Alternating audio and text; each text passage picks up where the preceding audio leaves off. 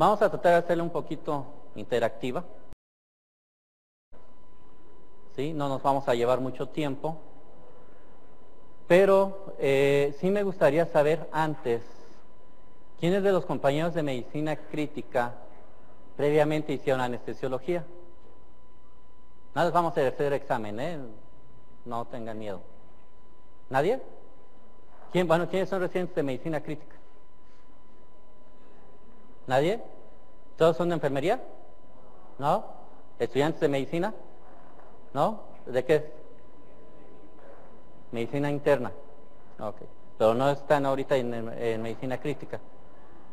¿Cirugía general? Bueno, pero los de medicina interna pues sí rotan a lo que viene siendo la unidad de cuidados intensivos. Bien. Esto más que nada porque es importante conocer si los bloqueadores neuromusculares deben o no ser administrados a los pacientes que se encuentran en una unidad de cuidados intensivos. Estos pacientes les debemos indicar o no, o cuándo se los tenemos nosotros que administrar. En qué momento debemos también de retirárselos. Actualmente, ¿y qué es lo que vamos a hacer al final? Dar las pautas que hay de guías, ¿sí?, por parte de la Critical Care sobre en qué momento y qué bloqueadores neuromusculares deben de estar indicados para este tipo de pacientes. De acuerdo, digamos, ¿quiénes son los que están haciendo medicina interna? Bueno, son varios. ¿Sí han visto ustedes algo de lo que vienen siendo los bloqueadores neuromusculares? Como tal, en los pacientes, ya sea en el área de urgencias, sea para intubación en los pacientes que se encuentran en el piso, o los que hayan rotado ya a la unidad de cuidados intensivos.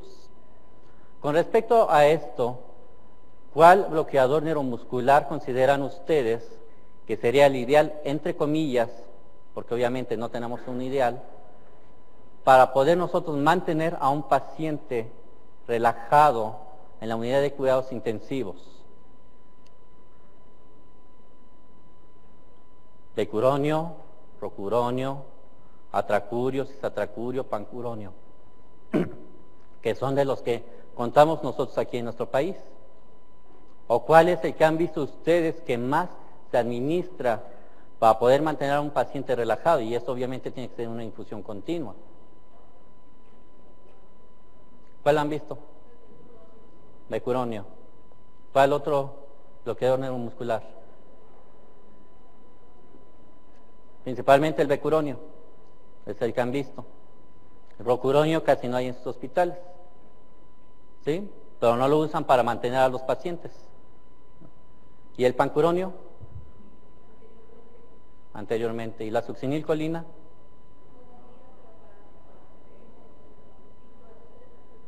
Intubación de secuencia rápida, que en muchos hospitales ya la quitaron por muchos de los efectos secundarios que produce, aunque para lo que es intubación de secuencia rápida es una de las que está todavía más indicadas, y en muchos países todavía se sigue empleando como tal.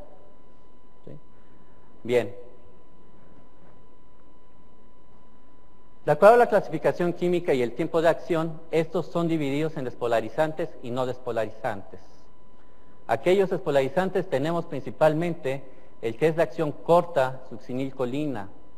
Este, ya se mencionó, se va a usar principalmente para una intubación de secuencia rápida, pero igualmente aquellos pacientes que no tengan incremento de la presión intracraneana, aquellos pacientes que no tengan tampoco aumento de los niveles de potasio sérico como tal, porque sabemos que llega a producir hipercalemia.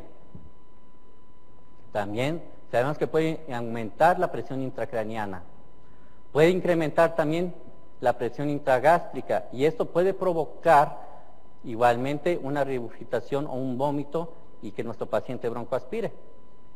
Pero si tomamos las medidas pertinentes de una intubación de secuencia rápida, pues sabemos que puede minimizarse esa complicación. De los no despolarizantes tenemos las benzilizoquinolinas y los esteroides. De los primeros, los que son de duración corta, está el mibacurio, de acción intermedia, atracurio y cisatracurio, y los de duración larga, el doxacurio. de los cuales en nuestro país contamos casi por lo regular atracurio y cisatracurio. Esteroides, los de acción intermedia, duración intermedia, becuronio y rocuronio, y duración de larga duración, pancuronio como tal. El pipecuronio no lo tenemos nosotros aquí en nuestro mercado. Ahora bien, nosotros sabemos que con estos medicamentos, los que son los no despolarizantes, principalmente los que son de acción intermedia y también de los esteroides, también de acción intermedia, son aquellos que nosotros podemos administrar más fácilmente en infusión para poder mantener a un paciente relajado. De la clasificación por el inicio de acción, porque una cosa es su duración y otra cosa es cuánto tiempo tarda en hacer efecto este relajante o este bloqueador neuromuscular. De acción rápida, succinilcolina y rocuronio, aunque depende la dosis del rocuronio que nosotros estemos administrando. La dosis habitual es de 400 a 600 microgramos por kilogramo de peso. Para nosotros poder dar una inducción o intubación de secuencia rápida, tenemos que administrarlo hasta 1.2 miligramos por kilogramo de peso. O sea, de 600 microgramos hasta 1.2 miligramos por kilogramos de peso. Para que pueda tener un efecto a los 45-60 segundos, nosotros podemos intubar a nuestro paciente. ¿Qué pasa con nuestra acción intermedia? Estos tardan más de 60 segundos, hasta 90 segundos pueden tardar su efecto para poderlo nosotros intubar a nuestros pacientes. Becuronio, mibacurio y atracurio. Y de acción tardía, pancuronio y cisatracurio.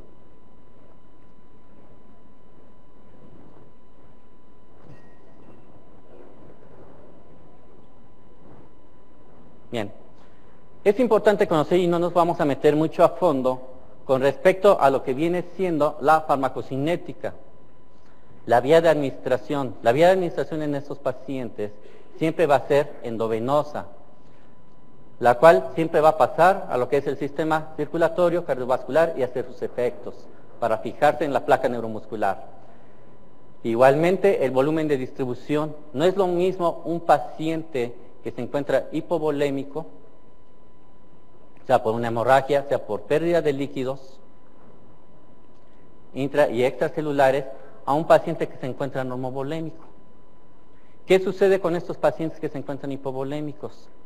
Obviamente, puede haber alteraciones y un mayor efecto de nuestros bloqueadores neuromusculares. ¿Por qué? Muchos puede ser que se fijen a proteínas y la fracción libre, que es la que va a llegar a la placa neuromuscular, obviamente que es la que va a producir mayor efecto. Entonces se puede prolongar como tal el efecto de los bloqueadores neuromusculares en los pacientes que se encuentran en hipovolemia. Igualmente, la vía de eliminación, nosotros sabemos aquí tenemos que considerar también el metabolismo que puede ser hepático, el cual puede estar alterado en muchos de nuestros pacientes que se encuentran con una falla orgánica múltiple y que pueden estar en la unidad de cuidados intensivos. Entonces, para nosotros, para poder seleccionar un bloqueador neuromuscular como cualquier otro medicamento u otro fármaco, debemos de considerar cómo se encuentran en función a nivel hepático, renal y cardiovascular, porque cada uno de ellos va a tener diferentes tipos de metabolismo, la eliminación también va a ser diferente y como tal, también los efectos a nivel cardiovascular que puedan producir. Ahora sí, ¿cuáles son las indicaciones para el empleo de los bloqueadores neuromusculares en la unidad de cuidados intensivos? Y esto lo tenemos nosotros reportado en las guías prácticas de la Critical Care Medicine que salió en el 2002 y que hubo una nueva edición en el 2004, pero no varía mucho de lo que es la del 2002. ¿Cuáles son las principales indicaciones? Facilitar la ventilación mecánica, manejo de la presión intracraneana elevada, tratamiento de espasmos musculares, que pueden ser pacientes que cursen con tétanos, un estado epiléptico, sobredosis de drogas, para disminuir el consumo de oxígeno, y estos puntos, estos 4 puntos, tienen una recomendación C. Ahora bien, hay otra bibliografía que no viene dentro de estas guías, sino que son de otros artículos que hablan que pueden emplearse también para facilitar las técnicas terapéuticas o diagnósticas para el transporte de pacientes que puede ser del quirófano a una unidad de cuidados intensivos o viceversa, o probablemente para el transporte de los pacientes en las unidades de ambulancia, sean terrestres, aéreas o marítimas. Y también para cuidados intensivos neonatales que tienen sus indicaciones como tal. Aquí, ¿qué es importante ver en estas tablas?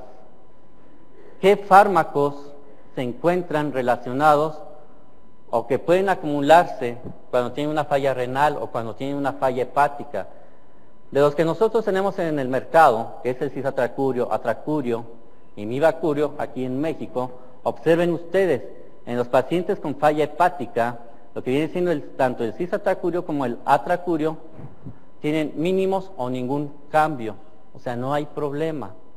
¿Por qué? Porque el metabolismo y la eliminación de cisatracurio y atracurio es por la vía de eliminación de Hoffman.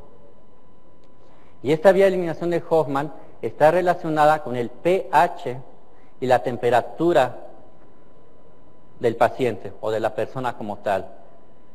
Si hay acidosis, si hay alcalosis, si hay incremento de la temperatura o disminución de la temperatura, entonces ese metabolismo va a estar afectado como tal. Ahora bien, aquí tenemos también a lo que es el pancuronio, el becuronio y el rocuronio que también tenemos en México, aunque sabemos que no se encuentran en todos los hospitales. ¿Qué pasa con el pancuronio y el becuronio? En pacientes con falla renal se encuentra incrementado el efecto. Igualmente, ¿qué pasa con los pacientes que tienen falla hepática? Hay un moderado efecto de incremento del efecto de estos relajantes neuromusculares. Entonces, esto ya nos está dando las pautas a si nosotros debemos de indicar o no a nuestros pacientes que tienen una falla hepática o una falla renal. Al inicio, cuando se empezaba a promocionar el becuronio, como tal, se decía que era uno de los relajantes o bloqueadores neuromusculares más indicados para pacientes con insuficiencia renal. Actualmente ya no es de los más indicados, precisamente porque puede acumularse, no se elimina y por lo tanto puede incrementarse el efecto de estos.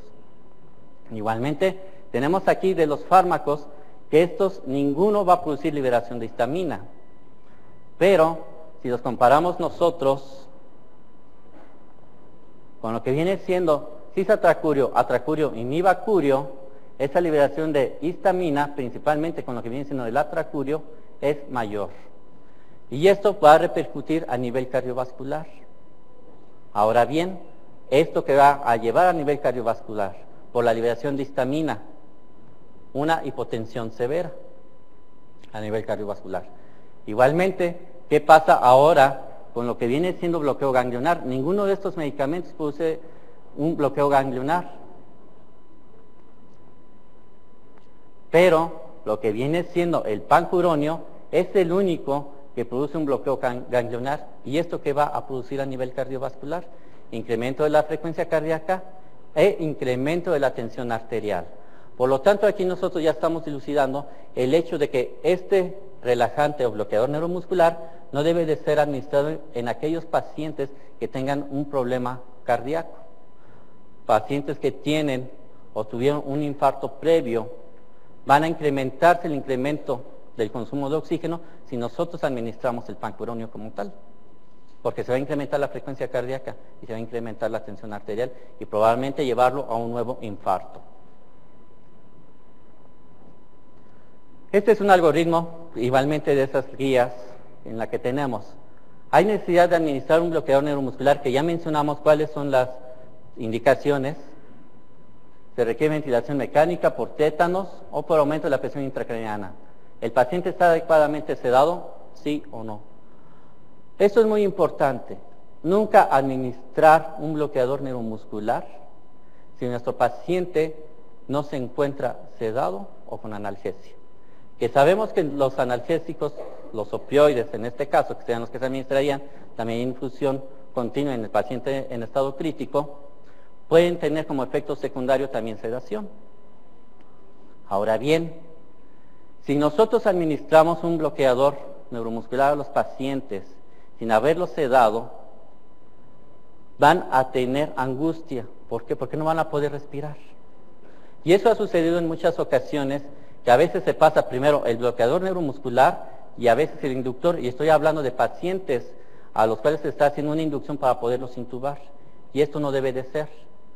Siempre debe de pasarse el sedante, el opioide, el inductor, todos previos a la administración del bloqueador neuromuscular, y dejarles a todos su tiempo que requieren para que hagan efecto. Entonces, si el paciente en la unidad de cuidados intensivos no se encuentra sedado y con una buena analgesia, pues igualmente no debe de pasarse el bloqueador neuromuscular. Entonces, si está bien sedado y se necesita inmovilización con el bloqueador neuromuscular, hay contraindicación de drogas vagolíticas, ya dijimos lo que produce el pancuronio. Entonces, si no hay contraindicación, pero hay disfunción renal o hepática, entonces el pancuronio en bolo o en infusión tiene una recomendación B. O sea, nosotros podemos administrar a nuestros pacientes, si no hay disfunción hepática o renal y no hay contraindicación de drogas vagolíticas, el pancuronio como tal. Ahora bien, en dado caso de que haya contraindicación de drogas vagolíticas, se debe de evitar el pancuronio, pero si hay disfunción hepática o renal, vamos a administrar el cisatracurio o el atracurio. Y en primera instancia se administra lo que viene siendo el cisatracurio. ¿Por qué? Precisamente porque no tiene liberación de histamina, como lo que vendría siendo el atracurio. Ahora bien, si hay disfunción hepática o renal, igualmente también se administraría el cisatracurio o el atracurio en bolo o en infusión, que tiene un grado de recomendación B. Se deben de optimizar los sedantes y analgésicos. En caso de que se necesite inmovilización, que no se necesite inmovilización, continuar con sedantes y analgésicos y no administrar lo que viene siendo los bloqueadores neuromusculares. Es muy importante nosotros que consideremos el hecho de que si nosotros tenemos a nuestro paciente con bloqueo neuromuscular, se pueden presentar muchas complicaciones por la estasis, por la falta de movimiento de nuestros pacientes, los cuales se pueden presentar a varios niveles. ¿Cuáles son estas complicaciones? Que pueden ser propias de cada uno de los bloqueadores neuromusculares y las otras que pueden ser a largo plazo, sobre todo por inmovilización, pueden ser de tipo respiratorio, por las parálisis prolongadas de la interrupción del bloqueador neuromuscular u otros efectos del bloqueador neuromuscular y sus metabolitos, porque muchos de estos tienen metabolitos y son activos, sobre todo lo que es el pancuronio y el becuronio. Pero ¿qué pasa con uno de los metabolitos con respecto a lo que es el atracurio? Si se dan grandes dosis de atracurio, uno de esos metabolitos es la laudanosina, y este tiene efectos epilépticos, aunque no ha sido bien demostrado que en las dosis que se están administrando a los pacientes en la unidad de cuidados críticos hayan producido este efecto como tal. ¿Cuáles son los efectos secundarios por esa inmovilidad a nivel respiratorio? Pueden producirse atelectasias, pueden haber descenso de la sensibilidad y de la capacidad funcional residual. A nivel cardiovascular, disminución del gasto cardíaco, incremento de la frecuencia cardíaca durante la movilización y mayor riesgo de trombosis. Y si estos pacientes tienen un mayor riesgo de trombosis por esa inmovilidad, entonces nosotros tenemos que prevenir esta trombosis venosa profunda o esa tromboembolia pulmonar, dando anticoagulantes a nuestros pacientes. A nivel del sistema nervioso central, se ha visto disminución en las pruebas de función intelectual para estar sentado y caminar posterior a una administración prolongada de estos fármacos. Igualmente, si están inmóviles nuestros pacientes, y esto también viene siendo parte del cuidado enfermero, ¿sí? ¿Qué sucede? Ulceraciones y necrosis de esas zonas, ¿sí? Zonas donde tienen una mayor presión, es obvio que pueden producir esas ulceraciones. A nivel del sistema nervioso periférico, lesiones nerviosas por presión, salud.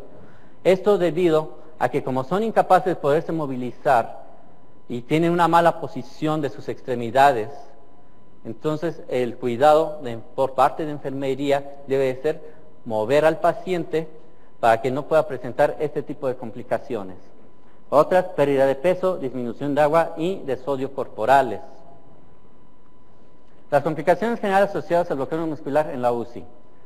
Ansiedad y pánico del paciente si se encuentra relajado y no se encuentra sedado. Entonces, ya dijimos, siempre debe de sedarse al paciente y esta, y esta sedación debe de ser previo a la administración del bloqueador neuromuscular. Riesgo de desconexión del ventilador y pérdida de la vía aérea, los efectos autonómicos y cardiovasculares, disminución del flujo linfático y las lesiones de la piel, que ya los mencionamos. Abrasiones corneales, conjuntivitis, miositis osificante, riesgo de la relajación prolongada y que se conoce como el síndrome de miopatía cuadriplégica aguda y un potencial de toxicidad del sistema nervioso central, así como la taquifilaxia. Cuando se presenta la taquifilaxia, está indicado, pues, obviamente, suspender este bloqueador neuromuscular e iniciar la infusión con otro medicamento de estos, con otro bloqueador neuromuscular. Puede haber debilidad muscular prolongada. En esta recuperación prolongada es secundario el relajante, puede ser por los metabolitos, por sobredosificación o por interacción medicamentosa. Entonces, esto, si nosotros estamos administrando a pacientes con falla hepática o falla renal y este bloqueador neuromuscular se encuentra contraindicado, sabemos que va a producirse un bloqueo mayor, o sea, una duración mayor de ese bloqueo. En muchas ocasiones sabemos que en nuestros hospitales, sobre todo los institucionales, pues a veces no tenemos más que uno o dos de esos bloqueadores neuromusculares. Y bueno, sabemos qué efectos o qué complicaciones se van a presentar posteriormente o cuánto tiempo va a tardar en recuperarse el mismo. Puede haber polineuropatía del enfermo crítico que está relacionada con la atrofia muscular y degeneración axonal que provoca tetraparesia. Ahora bien, muchos pacientes en la unidad de cuidados críticos van a requerir otro tipo de fármacos antibióticos, a lo mejor administración de anestésicos locales porque se les va a dar una analgesia con bloqueo de nervios periféricos, etcétera. Igualmente pueden estar con fármacos que tengan efecto a nivel cardiovascular. Entonces nosotros sabemos que hay algunos medicamentos que van a prolongar el efecto y otros que lo van a antagonizar. O sea, no se va a producir el efecto deseado de nuestros bloqueos neuromusculares. Entre los que van a potencializar el efecto y se va a prolongar como tal la relajación neuromuscular, tenemos a los anestésicos locales como la lidocaína, entre los antibióticos principalmente a los aminoglucósidos, a la procainamida, la quinina, entre los antiarrítmicos, el magnesio, los bloqueadores de los canales del calcio, bloqueadores beta-adrenérgicos, inmunosupresores, el antroleno, los diuréticos y el carbonato de litio. Y entre aquellos que van a antagonizar el efecto, tenemos la fenitoína, carbamazepina, teofilina, ranitidina y miostigmina.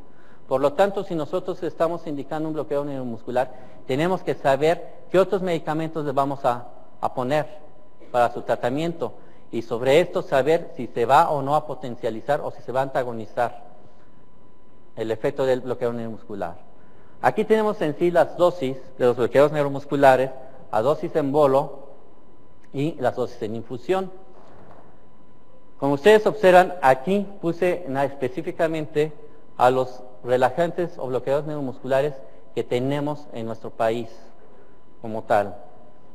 El pancuronio, que en primera instancia es la dosis en bolo, 60 a 100 microgramos por kilogramo de peso. Becuronio, 60 a 100 microgramos por kilogramo de peso, con dosis de infusión de 0.8 a 1.2 microgramos por kilo por minuto.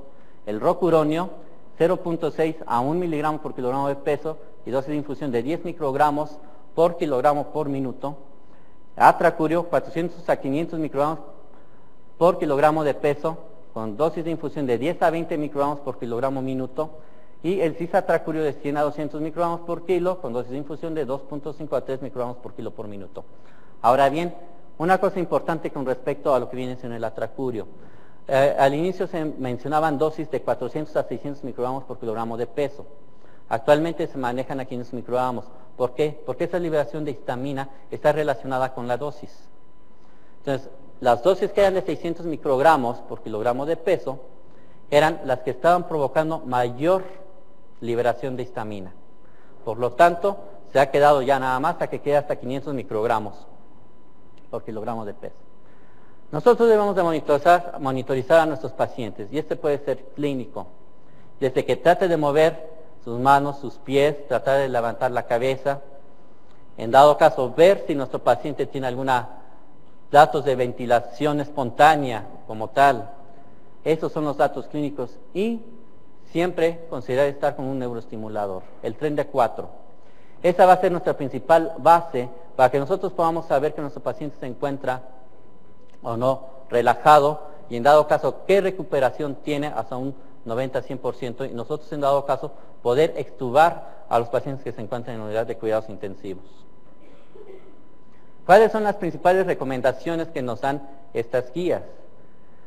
Los bloqueadores neuromusculares deben de ser usados en el paciente adulto para manejar la ventilación e hipertensión intracraniana, espasmos musculares y disminuir el consumo de oxígeno, lo cual es en una recomendación C. La mayoría de los pacientes pueden ser manejados con pancuronio. ¿Sí? Aquí, en estas guías, que les digo que son del 2004 y que volvieron a aparecer en el 2002 y luego en el 2004, se habla de que el medicamento de primera elección es el pancuronio. Aunque nosotros estemos empleando que rocuronio, estemos empleando el becuronio, van a tener sus indicaciones también específicas. Pero en primera instancia, si el paciente no tiene problemas de que cardíacos principalmente, o sea, cardiovasculares, en el que por el efecto vagolítico se incremente la tensión arterial o la frecuencia cardíaca, nosotros podemos administrar el pancuronio como tal. Y eso en primera instancia. Los bloqueadores neuromusculares deben ser usados en el paciente adulto, en pacientes donde se encuentre contraindicada la vagolisis, pueden ser usados otros bloqueadores neuromusculares. Si no hay problemas de falla hepática y renal, podemos administrar becuronio y rocuronio. Pero si son pacientes que tienen falla hepática y renal, vamos a administrar cisatracurio en primera instancia y en segunda instancia el atracurio. Aquí es lo que tenemos en pacientes con enfermedad renal o hepática, por lo que mencionamos de la vía de eliminación de Hoffman. Siempre haber una monitorización clínica y por lo que viene siendo el tren de 4, o sea, un neuroestimulador. Ya estamos en épocas en las que no debemos estar solamente con las evaluaciones clínicas. ¿Sí? Entonces, siempre debemos de contar con los neuroestimuladores para estar monitorizando a nuestros pacientes. Antes de iniciar la administración del bloqueo neuromuscular, el paciente deberá tener adecuada tanto sedación como analgesia. Contraindicado absolutamente administrar bloqueadores neuromusculares si no se encuentran sedados nuestros pacientes. Pacientes que reciben corticosteroides, estos pueden incrementar el efecto de los relajantes neuromusculares, principalmente del tipo de atracurio y cisatracurio. Entonces, deben de suspenderse los bloqueadores neuromusculares lo antes posible si nuestros pacientes van a tener un tratamiento prolongado con corticosteroides. Esto es muy importante. Diariamente nosotros debemos de suspender la infusión de los bloqueadores neuromusculares.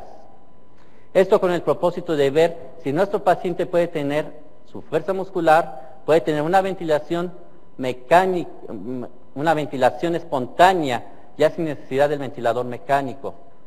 Y por lo tanto, si pasan estas pruebas, nuestros pacientes pueden ser extubados. En caso dado de que no tengan esta fuerza y que aparte esté con el neuroestimulador para ver qué tanto tiene todavía el efecto del relajante neuromuscular, entonces volvemos nosotros a infundir el bloqueador neuromuscular. Pero diariamente debe hacerse una prueba para ver si nosotros podemos o no extubarlo. Cuidado profiláctico de ojos. Sabemos que estos pacientes, pues al estar inmóviles, no van a poder abrir y cerrar sus ojos y esto puede producir úlceras corneales. Entonces siempre hay que protegerlos y esto, aparte del médico, pues es muy importante el cuidado por parte de enfermería.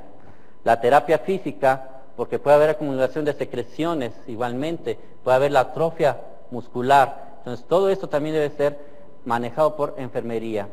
Y la profilaxis con anticoagulación para prevenir la trombosis venosa profunda. En caso de taquifilaxia, probar con otro si fuese necesario. Si ya no tiene efecto el bloqueador neuromuscular que le estamos administrando a nuestro paciente, nosotros vamos a administrar otro. Vamos a suspender ese y vamos a darle otro bloqueador neuromuscular. Y este es uno de los últimos puntos que hablan sobre el análisis económico para la elección del bloqueador neuromuscular. En cierta forma, no se ha visto que haya una ventaja de un bloqueador neuromuscular sobre el otro. Nos tenemos que basar en lo que viene siendo la farmacología, o sea, la farmacocinética y la farmacodinámica, la farmacodinamia de cada uno de nuestros bloqueadores neuromusculares para poderles dar su indicación a cada uno de nuestros pacientes. Por eso vieron ustedes que estas mismas recomendaciones y que son de la Critical Care están hablando en primera instancia del pancuronio. O sea, becuronio, aunque se usa mucho también en Estados Unidos y a lo mejor aquí en nuestro país, en México, lo que viene siendo cisatracurio es de lo que más se emplea en el Reino Unido. Pero no se han encontrado que tengan mayores ventajas que lo que viene siendo el pancuronio. Ahora bien, todos estos deben ser elegidos dependiendo de las contraindicaciones que pueda tener cada uno de ellos, y que ya los mencionamos por la falla hepática, la falla renal, etcétera. Pero igualmente, ¿cuál es el costo-beneficio que pueda tener nuestro paciente? El pancuronio actualmente es de los más baratos que se encuentran en el mercado. El rocuronio y el cisatracurio vienen siendo de los más caros. Entonces, ese es uno de los puntos que, como ustedes saben, en Estados Unidos se fijan mucho de lo que es el costo-beneficio. Por eso es que también se ha empleado en primera instancia el pancuronio, pero siempre considerar lo que vienen siendo sus indicaciones y contraindicaciones. Y bueno, pues muchas gracias por su atención. Espero que haya quedado claros algunos puntos.